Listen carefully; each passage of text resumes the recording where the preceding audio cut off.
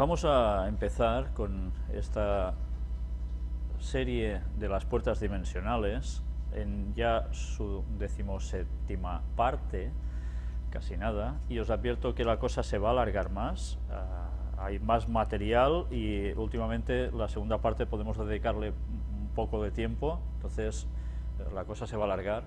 Sabéis que estuvimos hablando sobre la vida después de la vida, o la vida después de la muerte, con esas experiencias que muchas personas narran que les suceden viendo una luz al final del túnel, donde sus seres queridos muertos aparecen allí, y alguien en una luz especial también les dice si es su momento, no es su momento, etcétera, etcétera.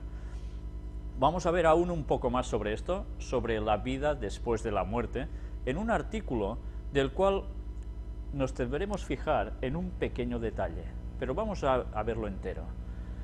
Ya ves, extraído de Renovación Carismática, nos dice: testimonios sobre que los libros de la vida de cada hombre están archivados en el cielo. Veréis qué cosa más curiosa. Ya sabéis que en la Biblia se habla de que hay el libro de la vida, donde nuestros nombres están inscritos con todo lo que hemos hecho, etcétera, etcétera, y si somos salvos o qué va a pasar con nosotros, si vamos a ser borrados. Mirad lo que aquí nos dicen. Su nombre está escrito en libros de la vida, asegura un hombre que tuvo una experiencia cercana a la muerte, y ellos contienen con todo lo que ha hecho y dicho, aunque por supuesto la confesión lava los pecados. El testimonio que resumimos aquí es similar al que han experimentado otras personas que han vuelto. Ya ves que dicen que han vuelto, o sea que dan por sentado que se han ido, ¿eh?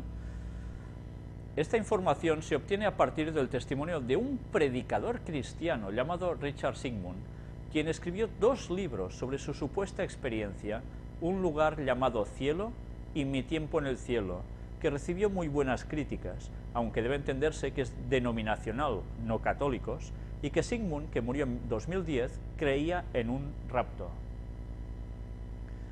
Una vez más, tome lo que puede ser bueno y deje el resto.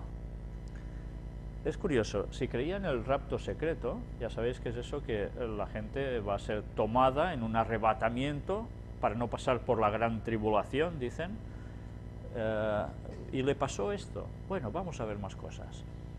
Lo estamos publicando porque sus descripciones son asombrosamente detalladas. Sigmund, natural de Iowa, fue dado por muerto durante 8 horas después de un brutal accidente de coche el 17 de octubre de 1974. Alegó que durante ese periodo de inconsciencia se encontró con la revisión de la vida por medio de los ángeles. Es un escenario muy similar a otros que durante tales experiencias vieron sus vidas como si fuera una película o un holograma, reviviendo cada momento. Esto es lo que algunos podrían llamar juicio. Ya ves, o sea, ahora el juicio sería esto, cuando la Biblia nos dice que esto no funciona así. Pero bien, sigamos. Me fue dado el entendimiento de que cuando nos arrepentimos, todo lo que se hizo mal o de naturaleza pecaminosa es borrado de los libros de la eternidad, ha aseverado. ¿Esto es así? Sí, si tú pides perdón a Dios de todo corazón, Dios borra tus pecados. Eso es cierto, ¿no? Vale. Eso es correcto, libros en plural. Hay una serie de libros acerca de cada persona, los más importantes de todos: hechos, pensamientos. ¿Somos los mismos en el interior que lo que proyectamos hacia el exterior? La muerte del yo es importante para Dios, fue informado Sigmund, una lección crucial en esta época de materialismo, orgullo y de la generación del mí. Él da el gran premio a alguien que es absolutamente veraz, honesto totalmente, reza antes de hacer cualquier decisión y se asegura de que todas sus decisiones son lo que Dios quiere que él haga, aprendió Sigmund. Los libros de la vida se encontraban en un enorme edificio, con estanterías interminables, arcos amplios y libros de 5 metros de altura. Los nombres de los creyentes se inscriben en oro. Esto es lo que él dice que vio cuando estuvo en esa etapa. Un ángel sacaba un libro con la mano izquierda y abre las gruesas páginas, dijo Sigmund, que más tarde llegó a ser conocido como un ministro ungido que clamaba hacer curaciones milagrosas. Ah, ya empezamos a ver un detalle que es básico. Si hasta ahora mezclaba cosas que son con lo que pueden ser, ahora ya vemos por dónde se decae o se decanta todo. En cada página hay algo así como una pantalla de vídeo, excepto que las imágenes son tridimensionales. Las imágenes contienen la historia de la vida, y los libros fueron escritos, la imagen creada, antes de nuestro tiempo. Dios puede ir hacia adelante o hacia atrás en el tiempo. Él creó el tiempo, Él lo inventó. Dios establece nuestro mañana a causa de nuestras oraciones y a la búsqueda de Dios hoy. Invariablemente, cuando estamos orando por el mañana o lo que va a pasar debajo de la línea, es porque Dios tiene una bendición para nosotros y el demonio quiere estropearlo o hacernos tropezar. Cuando nos ponemos en oración, Dios permite entrar en nuestro mañana y tenderle una trampa al diablo para asegurarnos de que nuestras bendiciones están ahí justo a tiempo. Esto es algo que me fue dicho por el Señor cuando yo estaba en el cielo. ¿Sí? Madre mía. O sea que dependiendo de lo que tú vayas a hacer, Dios tiene que cambiar las cosas. Bueno, esto es un disparate, pero de los grandes, ¿eh? Como si Dios no supiera ya lo que ibas a hacer tú. Me dijeron que todos nuestros mañanas son ayeres de Dios. Pues bien, ya veis, he extraído de Spirit Daily signos de estos tiempos. Qué fácil es mezclar cosas que son verdad con cosas que son mentira. Pero yo no digo que este señor no viera esto en verdad, en su cabeza. Ya hemos visto cómo este tipo de experiencias tan fuera de lo común, que han sido a su vez también vividas por muchas personas, en verdad no es más que otra patraña satánica que origina en nuestras propias mentes a través de nuestros sentidos, para hacernos ver cosas que realmente contradicen la palabra de Dios. Entonces debemos decir, o la Biblia miente con todo, en definitiva, y esto es cierto, o es al revés, no pueden ser las dos cosas. Por tanto, evidentemente, yo me creo lo que dice Dios en su palabra, y no las experiencias que forma Satanás en los cerebros de las personas. En fin, ya hablamos bastante sobre esto la conferencia anterior. Ahora vamos a hablar de un apartado también sobre puertas dimensionales a través de las imágenes. Estuvimos hablando sobre las imágenes, ¿no? Los ídolos, esas que lloraban sangre, etcétera, etcétera, cómo Satanás se manifiesta también, o los demonios, a través de las imágenes. Por eso no debemos tener imágenes. Va mucho más allá de lo que hasta ahora nos podíamos llegar a pensar. Pues bien, vamos a hablar un poco sobre este tema y hablemos sobre Harry Potter, el famoso Harry Potter. Mirad que aparece en Yahoo Respuestas. Una pregunta, ¿cuadros Harry Potter? Hola, mi pregunta es, en las películas de Harry Potter, los cuadros que hablan son un puente entre el mundo de los vivos y los muertos. Así pueden estar ahí y responder los que murieron, o que son un horrocrux, jaja, o son solo una copia de la personalidad de alguien, pero no la verdadera persona. La mejor respuesta está considerada esta, jajaja, no son horrocruxes, pero como tú dices, son puentes entre la vida y la muerte. Se han sido encantados con tal propósito. Al morir Dumbledore, Harry corre a ver a su cuadro, pero aún no está encantado como para poder mantener la comunicación. Luego Snape lo encanta para seguir hablando con el director. Yo no he visto estas películas, la verdad es que ni ganas, pero ya sabéis que montones de gente, especialmente niños, se han tragado estas películas con, bueno, una ansia tremenda, ¿no? Pero ¿os dais cuenta del diálogo que aquí se está manteniendo entre preguntas y respuestas? Los cuadros como puertas dimensionales entre el mundo de los vivos y los muertos. ¿En verdad, entre quién? Entre los demonios, que simulan ser muertos, y los vivos. Y esto no es una cuestión de ficción solo, de novela o de película, sino que realmente va más allá de esto. Sencillamente aquí se cogen en lo que la autora de estas novelas recoge, son las creencias y los haceres de personas puestas en el mundo del ocultismo.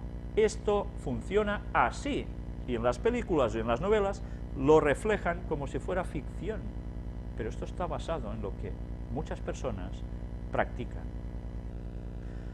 Aquí tenéis una fotografía de Harry Potter, donde evidentemente hay algo que sobresale del cuadro, ¿no? Es un cuadro vivo, no es una cosa y ya está.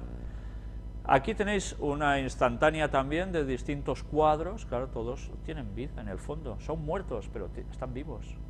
La puerta entre el más allá y el mundo de los vivos pasa a través de una imagen suya, a través de poderse manifestar. Es tremendo, ¿eh? Pero eso no solo sucede en Harry Potter. En la película Los Cazafantasmas 2, la segunda parte, también resulta de que aparecía, yo no lo sabía porque no había visto la película, pero buscando datos alguien me dijo sobre esta película y empecé a buscar los datos y efectivamente también más de lo mismo, un cuadro con vida, un fantasma. Pues más de lo mismo. El cuadro del fantasma Moldavo Vigo, que hace de las suyas en la película, se ve. Hollywood nos está transmitiendo el conocimiento ocultista, que mucha gente está practicando, y que mucha gente cuando ve esto sencillamente cree que es ficción, pero que evidentemente, yo me pregunto, cuando alguien se queda solo en un lugar un poco tétrico, donde haya una cosa de estas, si no se acuerda de lo que ha visto en la película, seguro que le queda un recelo, ¿verdad? Pues Satanás puede utilizar cualquier circunstancia así. El retrato de Dorian Gray. ¿Recordáis qué es esto? Una novela muy antigua, de los años 1800 y pico, pero que además se hizo una película en blanco y negro, que yo recuerdo de pequeño haberla visto, y que, imaginaos, precisamente era cuando nosotros, en mi casa, empezábamos a contactar con la Iglesia Adventista del Séptimo Día. Y recuerdo precisamente que se estaba haciendo esta película y estábamos solos en el comedor, que era un comedor muy pequeñito, en nuestro piso pequeñito. Estaba yo con mi madre y mi hermana. Los demás no recuerdo si estaban durmiendo o qué hacían, pero o estábamos solos, no lo sé. Pero curiosamente estaban pasando esta película que va sobre un cuadro. Y en mi casa teníamos un cuadro que recuerdo que mi padre de un calendario hizo todo un cuadro, lo enmarcó porque era una mujer, bueno, normalita, con su cántaro o no sé qué, muy bien pintada, eso sí, pero que a mí personalmente, os digo la verdad, como niño pequeñajo y con miedo, me daba mal rollo, siempre me dio mal rollo. Y cuando se estaba pasando esta película y salen las escenas del cuadro, en ese preciso instante, el cuadro que teníamos allí se desploma, pegando un ruido enorme, y cogimos tanto miedo que cerramos la tele y venga a dormir, es que esto, ¿veis? Esto, uy, uy, uy. Y recuerdo que quedamos marcados por eso y a veces aún en casa lo comentamos. ¿Que es una casualidad? Pues ya sabes que yo personalmente no creo mucho en las casualidades, pero yo ciertamente a partir de allí entendí que con esas cosas no se juega, porque el diablo está en su pleno campo. Pues bien, esta película ya sabéis que es alguien que pinta un cuadro, que el cuadro, él hace un pacto más o menos con el diablo de no envejecer, el cuadro envejece, él no, él va haciendo pecados cada vez más, etcétera, el cuadro cada vez que él peca se vuelve peor, y bueno, toda una historia, una trama verdaderamente diabólica de vender su alma al diablo, ¿no? Luego además, con todo esto, bueno, aquí se explican muchas cosas. Mirad que nos pone aquí. Se trata de una novela de estética decadente, animada por el personal modo y talante del escritor, donde alcanza el punto culminante de sus teorías vitalistas y neopaganas. Evidentemente, esto es un paganismo. Y sigue diciendo el hedonismo como eje de la vida y el culto apasionado a la belleza y a la juventud como móviles del individuo. Para ello el autor se inspiraría con este señor, Reburs, Huysman, publicado en 1884, también pudo, en Biblia del decadentismo, también pudo inspirarse en Mademoiselle de Maupin, antes lo de A. Reburs era el título de la obra, pero ya veis, parece ser que se inspiraba en escritores antiguos, quizá la primera novela estético decadente y naturalmente en las teorías sobre el arte y la vida de los simbolistas franceses. Simbolistas, ¿eh? Bien, siempre, y hablaremos también sobre los símbolos al respecto, ¿eh? El argumento, que bueno, va de un príncipe encantador, etcétera, etcétera, también por aquí, y va explicando distintas cosas que me lo voy a saltar por falta de tiempo, pero que desde luego la verdad es que todo pinta a mal rollo. Aquí tenemos marcado esto. El libro también fue ampliado enormemente. Los 13 capítulos originales, es curioso que fueron 13, se convirtieron en 20 y el capítulo final fue dividido en 2 nuevos capítulos, por tanto 22. 13, 22, los números. Cuando nos habla del escritor nos dice en torno al cumpleaños 38 de Dorian, el 9 de noviembre, por tanto extendiendo el periodo durante el que transcurre la historia. La anterior fecha es también significativa, pues coincide con el año en la vida de Wilde, Oscar Wilde, que fue el escritor, durante el cual se inició en prácticas homosexuales. ¿Veis una vez más cómo se mezclan lo de siempre? El prefacio del retrato de Dorian Gray, sigue hablando, deja huellas de la exposición de Wilde al taoísmo y a los escritos de Zhuangzi. Una vez más nos remite a cosas sobre Oriente, ¿no? Pues bien, una vez más nos damos cuenta de que el espiritismo se puede manifestar a través de todas estas cosas. Y hablemos sobre iconografías. ¿Sabéis qué son las iconografías? Habéis visto que en Grecia son muy utilizadas, en las iglesias ortodoxas hay imágenes de vírgenes y de santos y de todo muy bien dibujados, o bueno, con un estilo muy peculiar, pero que eso está en muchas partes, ¿no? Quiero que veáis el origen de la iconografía. Está extraído de una revista virtual de la Fundación Universitaria Española, son cuadernos de arte e iconografía, y nos habla del nacimiento de la iconografía cristiana. O sea, no la otra, la pagana, sino la cristiana. ¿Los cristianos desde siempre utilizaron iconografía? ¿Desde Jesús y sus apóstoles utilizaron la iconografía? Vamos a ver todo esto. Los historiadores parecen estar hoy de acuerdo en que el arte cristiano retrasa su aparición hasta la primera mitad del siglo III. O sea, no hay arte cristiano hasta la primera mitad del siglo III. ¿Cómo puede ser esto? ¿Qué sucedió en esos tiempos? Ya iremos viendo. Sin que se conozcan exactamente las circunstancias o factores que incidieron en esta demora. Claro, ellos dicen, ¿cómo puede ser, no? Que de un principio, siendo cristianos, no hagan esto? ¿Por qué tardan tanto? Ellos no lo entienden, nosotros sí que entendemos por qué. Porque en un principio el cristianismo era puro y no adoraba imágenes, ni las hacían para nada, pero después algo pasó, algo entró en el cristianismo y algo se formó, una gran entidad religiosa, que sí aceptó todo el paganismo a través de las imágenes.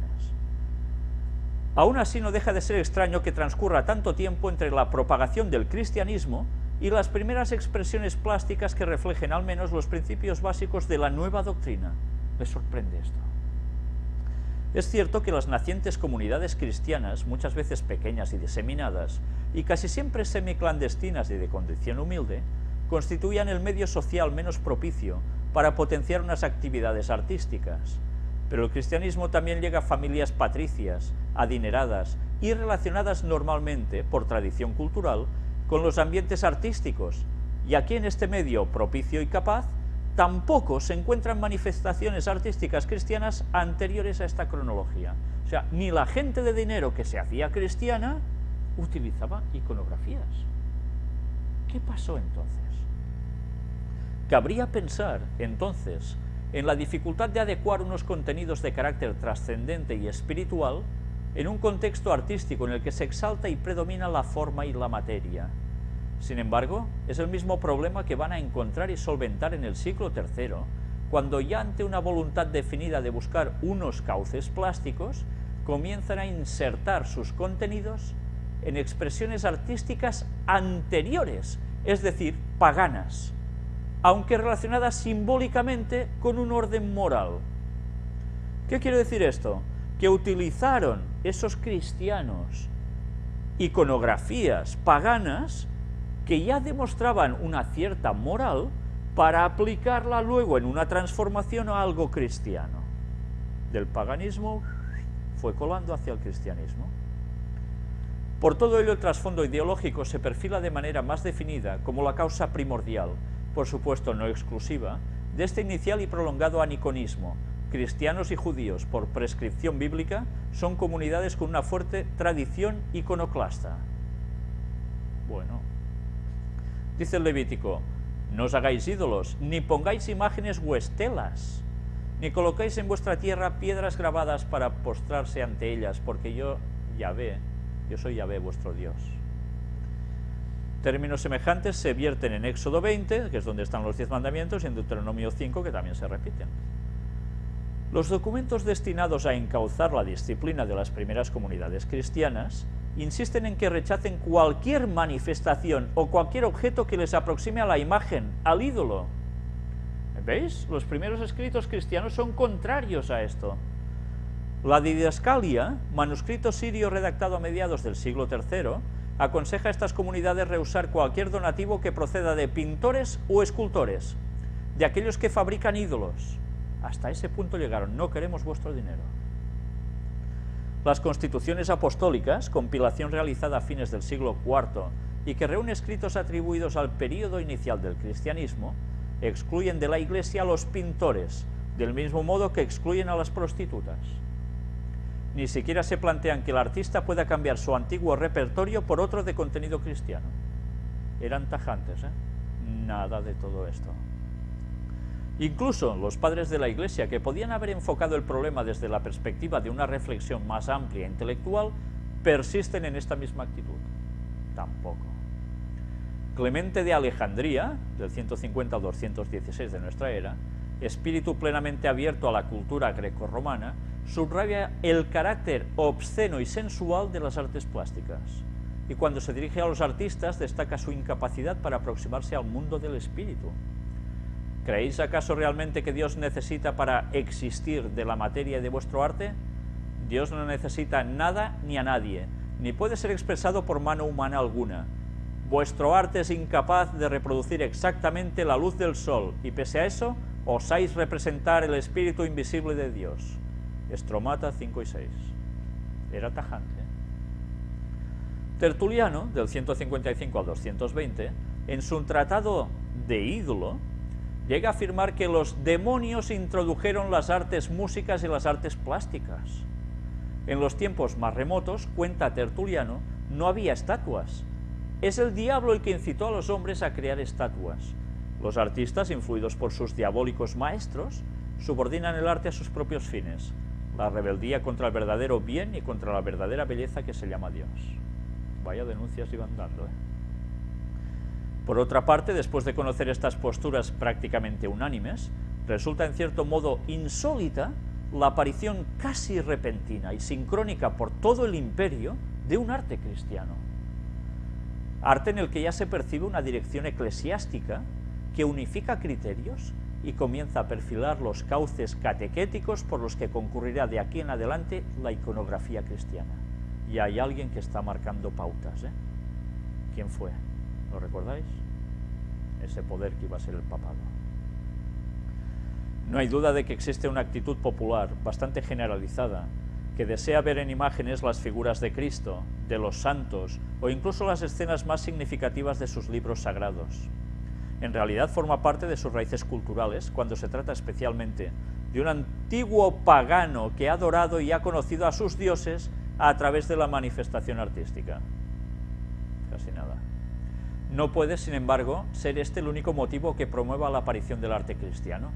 En la opinión de Grabar, se desconocen los motivos reales que propiciaron este cambio tan brusco a principios del siglo III, sin descartar la posibilidad de que la iconografía cristiana haya surgido como respuesta al reto plástico de una religión rival que incluso podría ser la judía.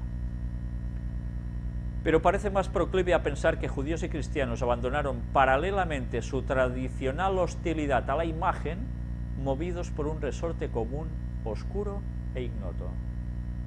Algo había aquí, Las incógnitas, pues, se acumulan y quedan hoy sin respuesta. Bueno, creo que sí que hay respuestas a eso. Los temas de la primera iconografía cristiana. La iconografía cristiana de estos primeros tiempos se centra preferentemente en la imagen simbólica. Ya veis, las imágenes como símbolos. La sociedad pagana contemporánea se encontraba inmersa en una fuerte corriente de simbolismo promovida especialmente por las doctrinas religiosas y filosóficas que se habían propagado por las riberas del Mediterráneo. Y al cristianismo le debió ser fácil acomodarse a esta tendencia, más aún cuando los padres de la Iglesia, a pesar de su disconformidad con las artes figurativas, aceptaban el símbolo como vía de la expresión plástica. Clemente de Alejandría, por ejemplo, encuentra en el símbolo un recurso para la comprensión, capaz también de avivar la memoria. Esto mismo es lo que hemos ido mostrando de las escuelas pitagóricas y demás, ¿no? Este cauce facilitaba asimismo los procesos técnicos en esta primera andadura de la figuración humana. Ya se sabía que los símbolos nos transmiten cosas automáticamente a nuestra mente, ¿no? Nosotros vemos una señal en la carretera que es un triángulo con una curva hacia la izquierda y ya sabemos automáticamente, uy, peligro a la izquierda, cuidado. El símbolo te transmite algo, no hace falta palabras, ¿verdad? Pues aprovechando que nuestra mente funciona así, se hizo todo esto. En lugar de crear nuevas imágenes para sus nuevos contenidos, labor difícil y compleja para un artista, se acogen a imágenes ya elaboradas que además, por sus connotaciones morales, son las más propicias para asimilar contenidos cristianos. Atención a lo que estáis oyendo o leyendo. Quiere decir que cosas, objetos, pinturas que eran paganos se iban a identificar con el cristianismo. Habría una transición, no creando personajes, sino adaptando los que existían. Esto tiene una gran implicación que iréis viendo. De hecho, todas las representaciones, muchas de ellas ligadas con la trascendencia, pertenecen al campo del simbolismo pagano, pasando, como es lógico, por una previa, a veces mínima, adecuación. Con unos retoques, ¡pam!, ya pasa a ser algo cristiano, y en verdad es algo pagano. ¿No pensáis en nada? Ya iremos viendo. La iconografía de Cristo. La misma iconografía de Cristo, que debió ser elegida con sumo cuidado por padres y teólogos, se nutre de imágenes simbólicas paganas, especialmente afines a la sociedad romana. La más significativa es la de Cristo Pastor, un modesto personaje vestido con túnica corta, que lleva una oveja sobre sus espaldas. ¿Habéis visto esta representación? Yo sí. Esta figura se remonta a la imagen del crióforo, que desde la más alta antigüedad representa a los portadores de ofrendas en los holocaustos. El cordero es normalmente la víctima elegida. Pero esto no era cristiano. El crióforo aparece ya en el arte hitita y mesopotámico, portando el carnero sobre sus espaldas o sujetando al animal delante del pecho. En la Grecia arcaica, el moscóforo de la Acrópolis recoge el mismo ritual, pero su actitud será la que inspire al buen pastor cristiano, con el carnero en los hombros reuniendo las cuatro patas del animal en sus manos. Jesús dice, yo soy el buen pastor, el pastor da su vida por las ovejas, y las descarriada va y la busca y tal, pero Jesús no hizo ningún cuadro, ¿verdad? Pero automáticamente, bajo este concepto cristiano, aprovechan algo que ya existía en el paganismo y ¡pam!, lo pasan al cristianismo. Sin embargo, esta es una imagen específicamente cultural. Se convertirá en alegoría moral cuando el Hermes crióforo, deidad pastoril de la Arcadia y protector de los rebatos, debe ser rebaños, asuma por influencia del neoplatonismo el papel de una divinidad benéfica, de un dios amigo de los hombres, y llega a ser en el mundo romano, acuñado en los relatos bucólicos de Teócrito y Virgilio, el símbolo de la filantropía. Aquí se adecúa precisamente el tema del buen pastor, cuidando y rescatando a sus ovejas perdidas, alegoría de las almas, que de acuerdo con las fuentes bíblicas se convertirá en el símbolo de redención. San Lucas, en la parábola de la oveja perdida, en Lucas 15:3, a través de la imagen del pastor gozoso por el encuentro de la oveja descarriada, exalta el celo de Cristo por el pecador. Isaías, en el poema del siervo de Yahvé, de Isaías 53:6, utiliza una imagen literaria similar para profetizar el sacrificio del Mesías. Todos nosotros como ovejas erramos, cada uno marchó por su camino, y Yahvé descargó sobre él la culpa de todos nosotros. A veces la imagen del buen pastor se mezcla y matiza con la del mítico Orfeo, poeta legendario de la Tracia, capaz de amainar a los animales más salvajes con sus melodiosos cantos. una cierta proximidad entre la moral cristiana y la moral órfica, en conceptos como el pecado o la purificación, debió contribuir a que el tema se cristianizara con rapidez. Orfeo conserva su actitud y sus atributos, especialmente reseñados en la lira, pero cuando simboliza a Cristo se dirige a ovejas y carneros, las almas más rebeldes, para expresar el poder disuasorio de su palabra. Él amansaba a las fieras, Cristo a las almas. Siempre hay un paralelismo. Aparece también, aunque con menos frecuencia, la figura de Cristo doctor o Cristo maestro de la sabiduría. Es una imagen que reemplazará la del pastor casi definitivamente en el siglo IV, pero que ya en el siglo III aparece en la pintura de catacumbas sosteniendo en la mano un rollo o un códice abierto y levantando a veces la otra mano con un gesto típicamente oratorio. ¿Lo recordáis? Ese gestito con la mano alzada y aguantando un libro. Pues ya ves de dónde está sacado, en verdad. La forma de presentar a este Cristo, con túnica y pallium, sandalias y pelo corto, rememora la figura del filósofo. Es un tema nacido sin duda en un medio intelectual que muy bien podría ser Alejandría como centro de meditación y contemplación más representativo de la época. Sin embargo, ya es más dudoso que el hombre barbado de los sarcófagos, sentado en medio de sus discípulos y en ocasiones próximo a la orante, sea una representación de Cristo. Parece más bien una alegoría de la doctrina cristiana, la auténtica, la verdadera filosofía, que impregna y cobija a cuantos la escuchan. Incluso el fiel difunto asume a veces en su retrato funerario los rasgos del filósofo como forma de expresar que ha muerto en posesión de la verdad. Entre los temas simbólicos de Cristo no se debe olvidar una imagen insólita y sorprendente que manifiesta la permeabilidad de este primer arte cristiano para adaptarse a motivos paganos de escasa religiosidad. Se trata de Cristo Sol. Mira dónde salen los simbolitos, del mausoleo de los Julios, en la necrópolis vaticana, donde aparece Cristo erguido, ascendiendo a los cielos en un carro tirado por caballos blancos.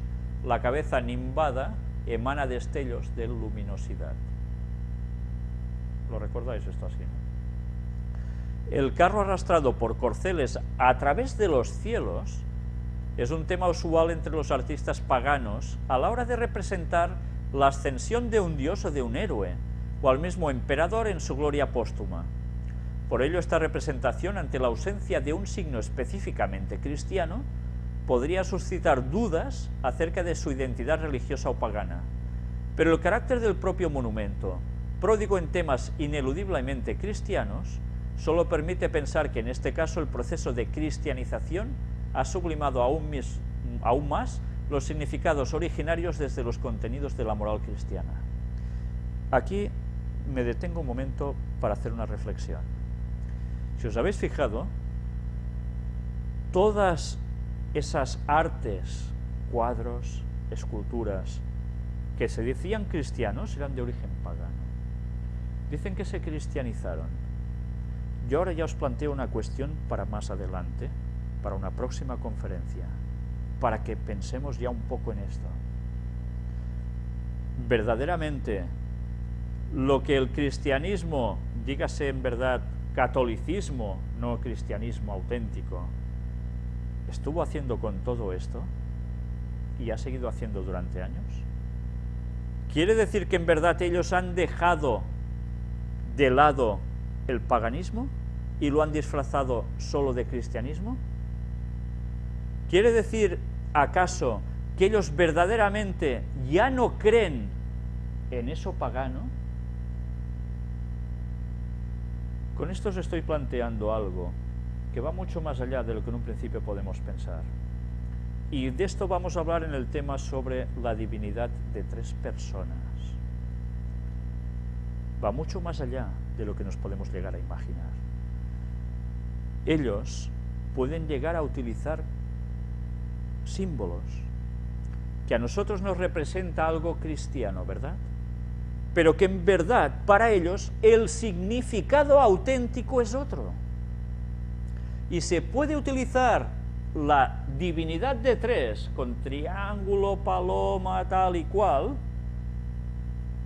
y nos vendan de que eso es cristianismo, que es lo que es.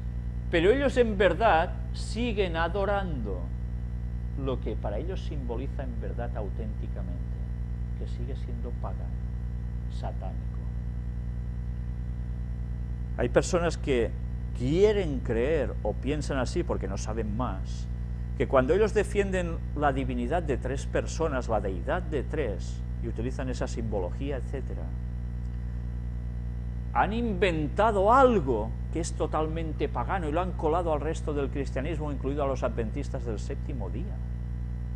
Cuando en verdad ellos utilizan algo que ellos creen de verdad, que eso es otra cosa. ¿Entendéis? Están utilizando una imagen teóricamente cristiana y que ellos profesan creer en eso, cuando en verdad a ellos esos símbolos les transmiten otros conceptos totalmente distintos. Los que aún piensan en que la Trinidad es un invento de la Iglesia Católica, desconocen aún estas cosas. Estamos hablando de personas que están dominando los símbolos como nadie, pero de una perspectiva satánica total. Y nosotros, cortos de miras, no nos damos cuenta que realmente lo que están haciendo es adorar aún sus conceptos paganos disfrazados de cristianismo y colándolo al resto del mundo como si eso fuera cristiano de verdad. Otro argumento más que deberían pensar los antitrinitarios, que evidentemente rechazarán por otras causas, pero realmente lo rechazarán porque desconocen lo que esta gente en verdad cree. Pero bien, una vez más, ya seguiremos hablando de este tema precisamente cuando tratemos lo del Espíritu Santo, para variar.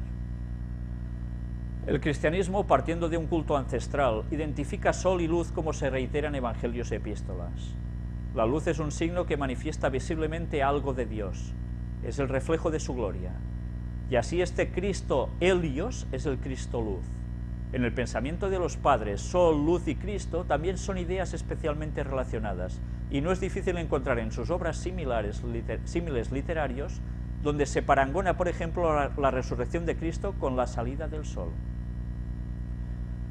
La iconografía de los sacramentos, pues aquí también nos va diciendo algo que os va a hacer pensar, tanto como supongo que me ha hecho pensar a mí.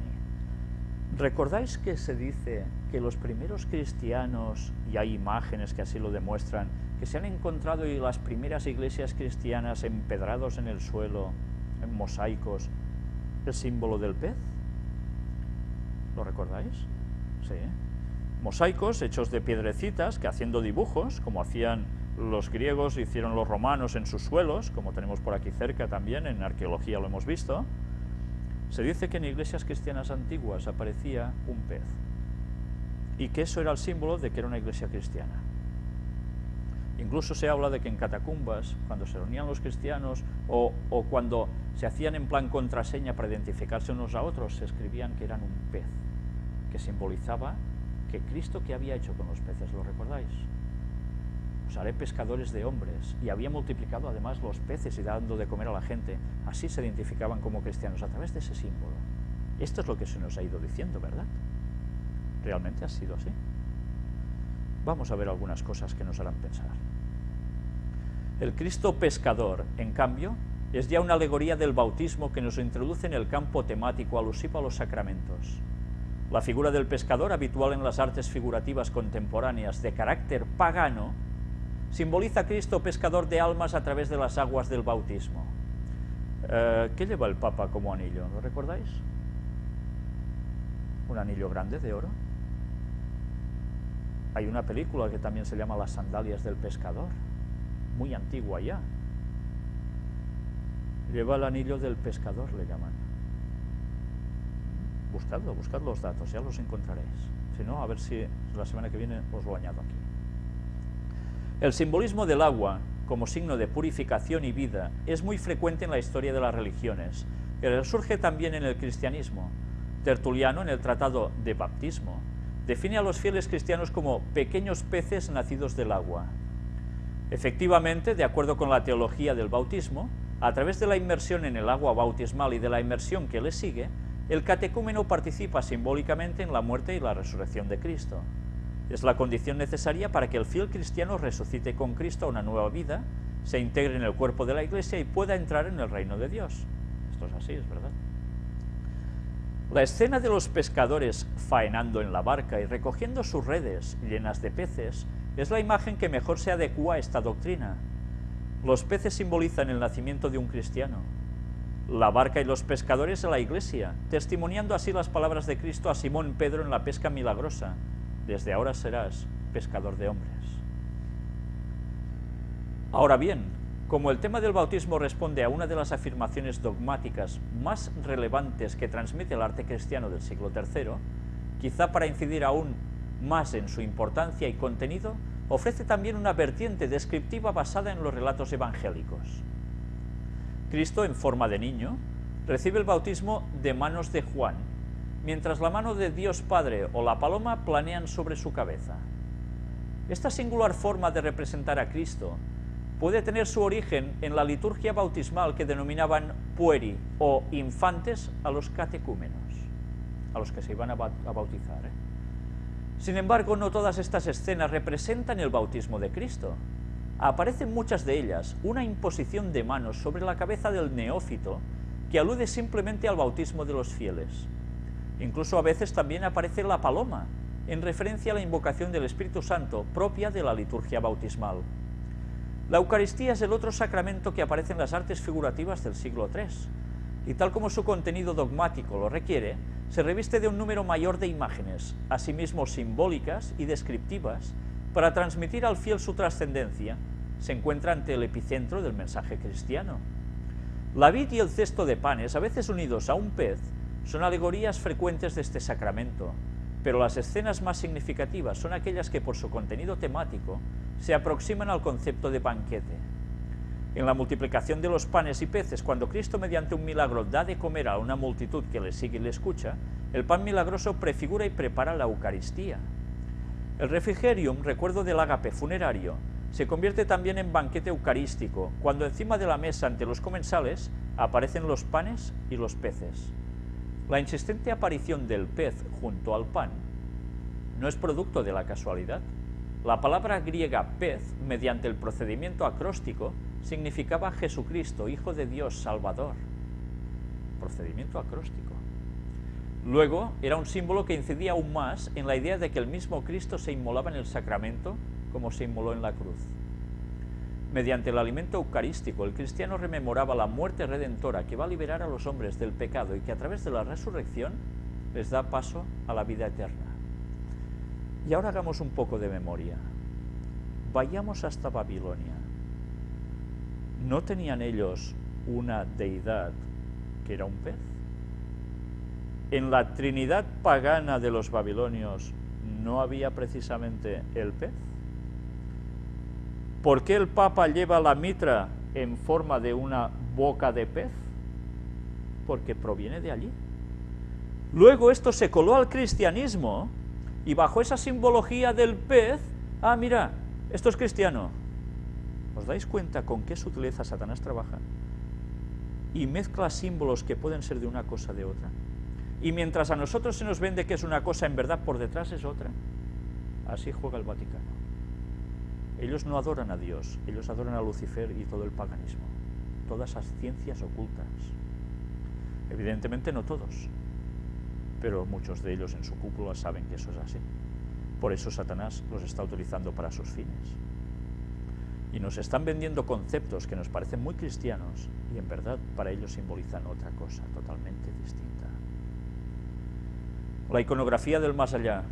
Sin embargo, el refrigerium puede convertirse en una iconografía del más allá cuando el ágape, desprovisto de todo aditamento, panes y peces, se transforma en banquete celestial.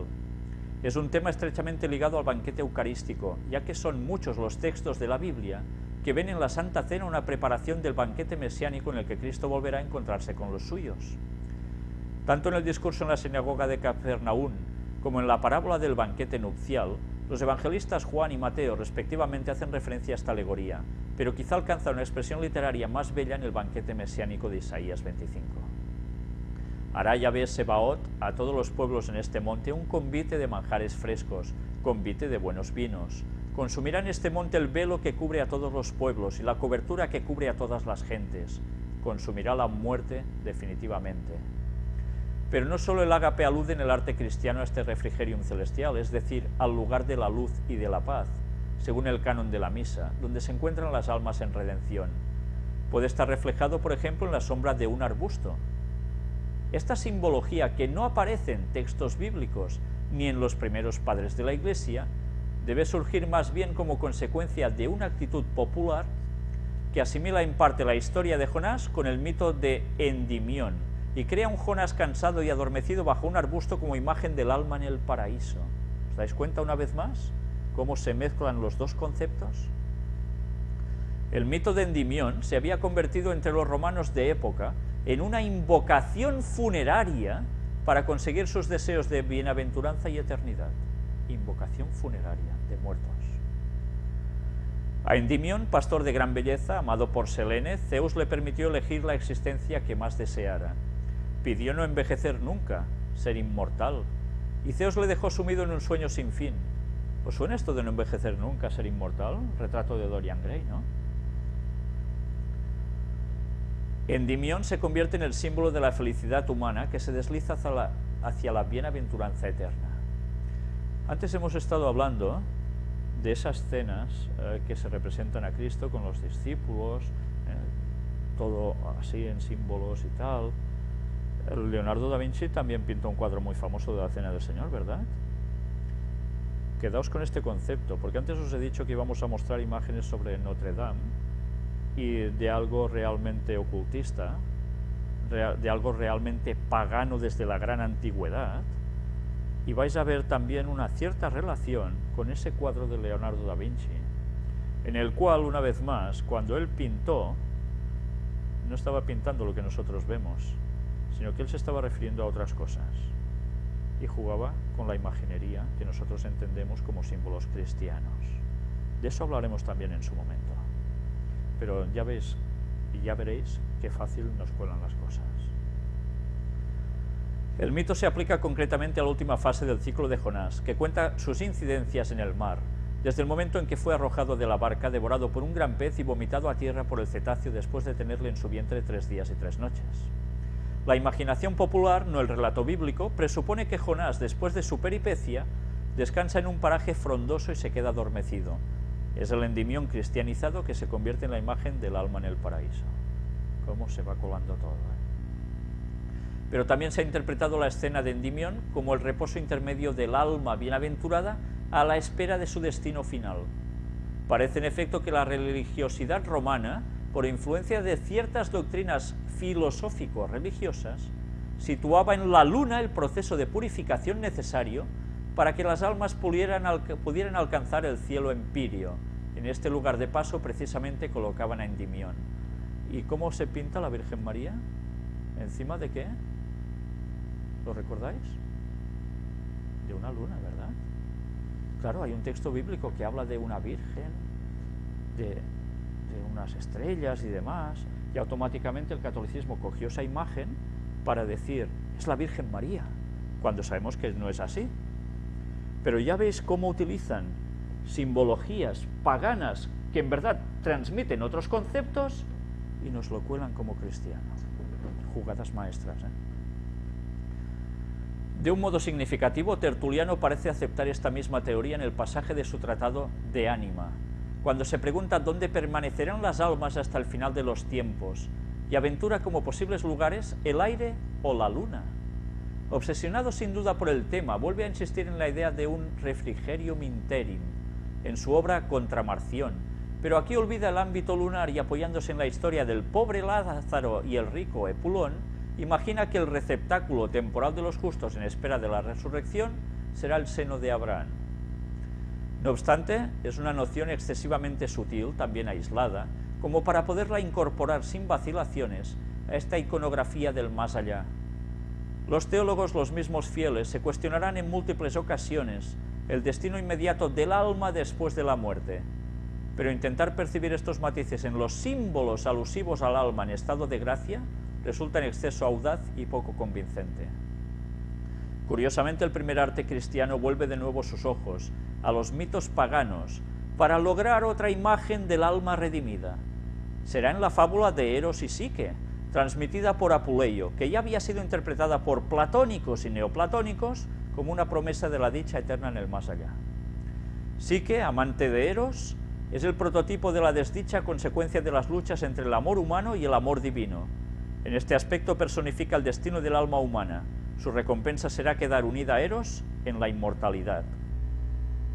Psique, como es lógico, pasa a representar el alma en redención, y el beso de Eros y Psique, símbolo de su unión inmortal, tantas veces representado en la iconografía pagana, menos en la cristiana, simbolizará la resurrección y la dicha eterna. ¡Qué cambios! Otra figura ya conocida, el Cristo Pastor, también nos introduce en la iconografía del más allá, cuando aparece en el paraíso en medio de las almas bienaventuradas que ya gozan de la paz junto a él después de su muerte. ¡Qué cosas, cuando aún nadie ha recibido la recompensa, ¿no? O muy poquitos. Y la muerte no es más que un reposo a la espera de la resurrección. El Salmo 23, llamado el Buen Pastor, plasma de un modo fidedigno esta iconografía. Ya ves mi pastor, nada me falta, por praderas de fresca hierba me apacienta, hacia las aguas de reposo me conduce y conforta mi alma. ¿Esto quiere decir que es cuando uno se muere? No, esto es estando en vida. Y en cambio, ¡pam!, se aplica a la muerte, después de la muerte. ¡Qué cosas!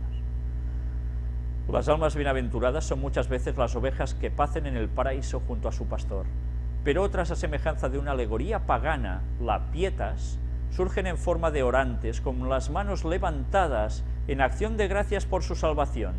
El paraíso, con un marcado carácter bucólico, recuerda estampas romanas de la vida de ultratumba. Iconografía bíblica. Entre los temas bíblicos predominan ampliamente las escenas veterotestamentarias, que tienen como mensaje común la salvación del protagonista frente al peligro de muerte gracias al poder de la oración. Y así aquí sigue hablándonos, más o menos, de lo mismo. Siempre hay connotaciones que, siendo paganas, pasan a ser cristianas.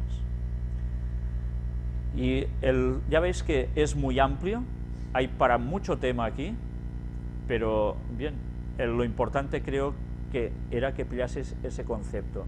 Pero me voy a detener en este lugar para que analicemos precisamente esto de aquí. Vamos a ver que ahora nos habla de Balaam, un profeta, que nos habla de que habría una estrella, que saldría un cetro que simbolizaría al futuro Mesías. Y mirad que ahora nos vamos a introducir en algo que ya todos estábamos sospechando. Pudiera tratarse entonces del profeta Balaam, nos dice aquí, pero también hay una profecía de Isaías que anuncia la llegada de una luz para el mundo, luz que podría estar figurada en la estrella. El pueblo que andaba a oscuras vio una luz intensa, sobre los que vivían en tierra de sombras brilló una luz, porque un niño nos ha nacido, un hijo se nos ha dado, dice Isaías, refiriéndose a Jesús, que curiosamente, y ahora ya lo digo aquí, también se le dice que es Padre eterno, príncipe de paz. ¡Ay, qué problema! Si Jesús es Padre eterno, hoy, ¿cómo entendemos eso? Pero el Padre no es el Padre, Jesús es Jesús. ¿Por qué Jesús utiliza el mismo título que el Padre? ¿Os dais cuenta? Cuando los antitrinitarios dicen ¿por qué se bautizaban en el nombre de Jesús? Porque los tres participan de lo mismo, del mismo nombre. Y es Padre eterno, no es generado por Dios o producido por Dios o no sé qué por Dios. No, no, es Padre eterno. Está siempre con el Padre. Llegar a saber qué profecía es la representada resulta imposible e incluso poco importante. Lo fundamental es reseñar que aquí en esta escena aparece anunciada y encarnada la redención. Y aquí entramos en el detalle ya importante. Desde el punto de vista catequético, surge como antítesis de la representación de Adán y Eva, frecuente en las artes plásticas del siglo III. Es la manifestación de que frente a las tinieblas del error y del pecado emerge la luz de la verdad y de la gracia. La imagen de María con Jesús en los brazos, que la habéis visto tantísimas veces por tantos lugares distintos, puede tener también un antecedente iconográfico pagano. La diosa Isis con un pequeño Horus en sus brazos, cuyo culto se extendió por el Mediterráneo y llegó a Roma en los primeros siglos de nuestra era. Ah, la imagen de la Virgen con el niño, ¿De dónde surgió esa iconografía? De adaptar esa divinidad pagana al cristianismo. ¿Cómo podía seguir el Vaticano a adorar a Isis si no era camuflándola con la Virgen María? Y tú ves la Virgen María y ellos hablan de la Virgen María, y en cambio en verdad están adorando a Isis. Lo mismo hacen con la Trinidad. ¿Entendéis ahora su juego? La Anunciación alude en algunas ocasiones, muy pocas, a la realidad de la encarnación, pero este periodo inicial de la vida de Cristo se centra preferentemente en la adoración de los magos como expresión teofánica del niño Dios. Es un mensaje cuya relevancia queda especial y tiernamente subrayada en esos gentiles, 2 magos, que venidos de lejanas tierras ofrendan sus dones al niño, en brazos de su madre, y le reconocen y proclaman como auténtico Mesías. Extraña, sin embargo, la ausencia de escenas descriptivas referentes a la pasión y a la resurrección de Cristo como hechos esenciales del proceso de salvación cristiano. Y bien, y el artículo va siguiendo, pero creo que realmente hemos visto lo más importante en todo esto. Cómo, haciendo pasar lo pagano por cristiano y hablando como si fuera algo realmente cristiano, en verdad se sigue adorando lo pagano. ¿Hemos entendido ya algo más hoy? Desde luego que convenía y mucho matizar todo esto. Aún habrá gente que buscará excusas para seguir creyendo en lo que ellos quieren creer, pero solo falta saber no ya solo lo que nos dice la Biblia, no ya solo lo que nos dicen los escritos inspirados por la profeta Ellen White sobre todo lo que venimos hablando, sino que además, gracias a Dios, como dice el texto bíblico, no hay nada oculto que va a permanecer siempre así, que va a ser manifestado. Dios nos lo está manifestando para que nos demos cuenta de los engaños satánicos y salgamos de las doctrinas erróneas, porque debemos ser un pueblo con una misma fe y una misma doctrina. Si no, Dios sí que nos va a pasar cuentas por destrozar un pueblo unido. Esa es la obra de Satanás. Divide y vencerás. Pues bien, hasta aquí creo que el tema ha sido ya bastante largo. Precisamente, mirad con qué empezaremos la próxima vez. Y creo que con esto ya estamos diciéndolo todo. Un poco más de lo mismo. Pues, si Dios quiere, pronto presentaremos el tema sobre el Espíritu Santo, la 4ª parte, donde seguiremos hablando de la divinidad en 3 personas y con los escritos inspirados de Ellen White. Daos cuenta de qué relación estamos teniendo, que Dios ha querido que sea así, de entrelazar las puertas dimensionales por un lado con el tema del Espíritu Santo por el otro, para poder comprobar junto con las 2 cosas la verdad. Pues que Dios nos ayude a entenderla, porque falta nos hace conocer a fondo las artimañas de Satanás para no caer en sus engaños. Que Dios nos ayude a ello.